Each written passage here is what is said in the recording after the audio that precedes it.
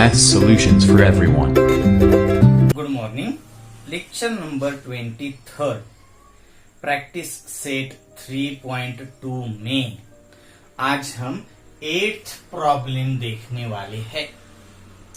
Problem को आपको पहले अच्छे से समझ लेना है, उसके बाद ही हम उसके सॉल्यूशन की तरफ जाएंगे। प्रॉब्लम में दिया क्या गया है, पूछा है पहले तो find 4 consecutive terms in an AP, यानी अर्थमेटिक प्रोग्रेशन में हमें 4 कॉन्सिक्यूटिव टर्म्स फाइंड करनी है। तो हमने कल देखा था लास्ट लेक्चर में, अगर आपको 3 कॉन्सिक्यूटिव टर्म्स का प्रॉब्लम है तो मिडल की ए, उसके पहली ए माइनस डी और उसके बाद की ए प्लस डी, इन 3 टर्म्स का हम यूज करते हैं। अगर आपके पास 5 टर्म्स का प्रॉब्लम है तो मिडल में 3, उसके पहले वाला ए माइनस डी, उससे पहले वाला ए माइनस 2d और मिडल के आगे 2 ए प्लस डी और ए प्लस 2d, यानी 5 टर्म्स आपको यूज करनी थी। और अब अगर आपको 4 टर्म्स चाहिए तो ये तो हम ए लेते हैं, इसके पहले वाली, या फिर ए 4 भी ले सकते हो आप, या फिर पहले 4 भी आप ले सकते हो, दूसरे 4 भी ले लिए तो भी चलेगा, या फिर पहले 4 ले लिए तो भी चलेगा। मिडल की ए माइनस डी पहली, A second, third A plus D और फोर्थ ए प्लस 2d, और यही 4 इस प्रॉब्लम के हिंट में आपको दी गई है। Assume the 4 consecutive terms in an AP are a minus d, a plus d और a plus 2d। ये अज्यूम यहाँ पर करके दिया गया है, आपको अज्यूम करने की जरूरत नहीं, ऑलरेडी अज्यूम बोला गया है। तो अगर वो नहीं भी दिया जाए तो भी हमें कौन सी 4 कॉन्सिक्यूटिव टर्म्स लेनी होगी, ये हमने कल के डिस्कशन में भी ले लिया था और आज भी वही। तो चलो यहाँ पर हम अज्यूम कर लेते हैं। Assume 4 consecutive terms in AP are पहली a minus D, second a, third a plus D और फोर्थ a प्लस 2d। पहली a minus D, second a, third a plus D और फोर्थ a प्लस 2d। ये 4 terms आपको consecutive term की तौर पर देखनी पड़ेगी, और उसमें आपको पहली कंडीशन दी गई है वो सम इज 12, और इन 4 टर्म्स की सम 12 है, ये आपको यहां पर दिया गया है। तो मैं यहां पर लिख दूंगा by first condition, by first condition. First condition में होगा क्या, पहली term plus second term plus third term और प्लस फोर्थ टर्म, इन सब की सम 12 है। आपको ये अच्छे से दिखता है तो प्लस डी और माइनस डी तो 0 बनता है, A plus A plus A plus A 4a plus 2d equal to 12, 4a plus 2d equal to 12, a plus a plus a plus a, 1a plus 1a plus 1a plus 1a 4a और plus 2d ही बचा हुआ equal to 12, अब इन सब को 2 से divide करेंगे हम by divide both sides, या फिर बाय तो नहीं लिखेंगे, डिवाइड बोथ साइड्स बाय 2। इसको भी 2 से, इसको भी 2 से और इसको भी 2 से। 2 से डिवाइड किया 2a प्लस 2 से डिवाइड किया d और इसको 2 से डिवाइड किया 6। 2a plus d equal to 6।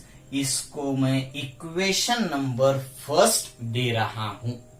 आप इसको अच्छे से रिवाइज करके भी देख सकते हो। बाय फर्स्ट कंडीशन थी सम होल सम इज 12, जिनकी सम 12 है, जिनकी यानी जो 4 टर्म्स है उनकी सम 12 हो। तो first term plus second term plus third term plus fourth term equal to 12। इसमें प्लस डी और minus D get 0। a plus a plus a plus a 4a plus 2d equal to 12। सभी terms को मैंने 2 से divide कर दिया, तो ये बनता है 2a, ये बनता है d और ये बनता है 6। 2a plus d equal to 6, equation number first. अब दूसरी कंडीशन भी यहां पर दी गई है।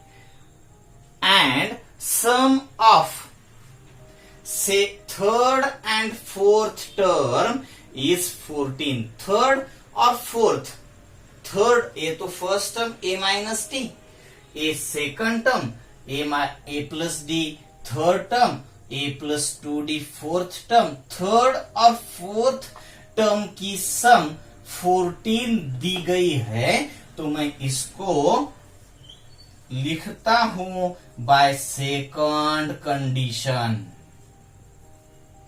सेकंड कंडीशन में क्या दिया गया है? थर्ड और फोर्थ टर्म की सम 14 है। तो third term a plus D plus fourth term a plus 2d equal to 14। a plus a 2a और d प्लस 2d 3d, यानी 2a plus 3d equal to 14। क्या? 2a plus 3d equal to 14, equation number second. अब ये दो equations हमें मिले हैं दो कंडीशंस के बेस पर। पहली कंडीशन के बेस पर पहला equation 2a plus D equal to 6, दूसरे कंडीशन के बेस पर दूसरा equation 2a plus 3d equal to 14, equation second. अब ये दो इक्वेशन आपको सॉल्व करने पड़ेंगे। अब जाएंगे कहां पर हम?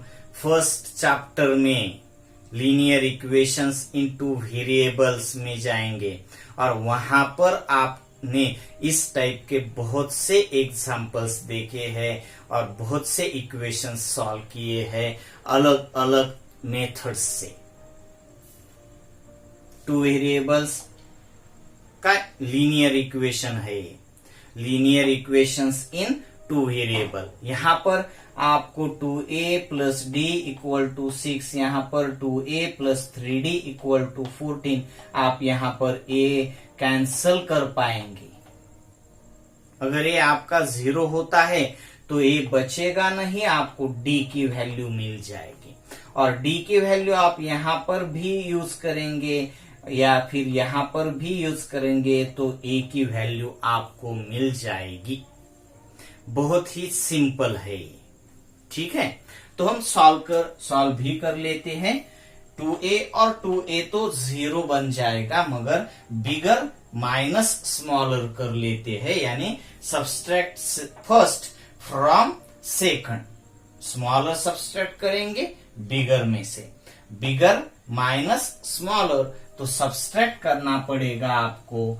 Subtract equation first from equation second, तो सेकंड इक्वेशन होगा 2a plus 3d equal to 14 minus 2a plus d equal to 6।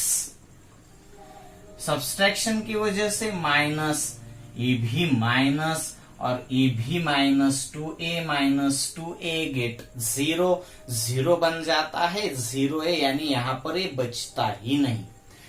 Plus 3d minus 1d,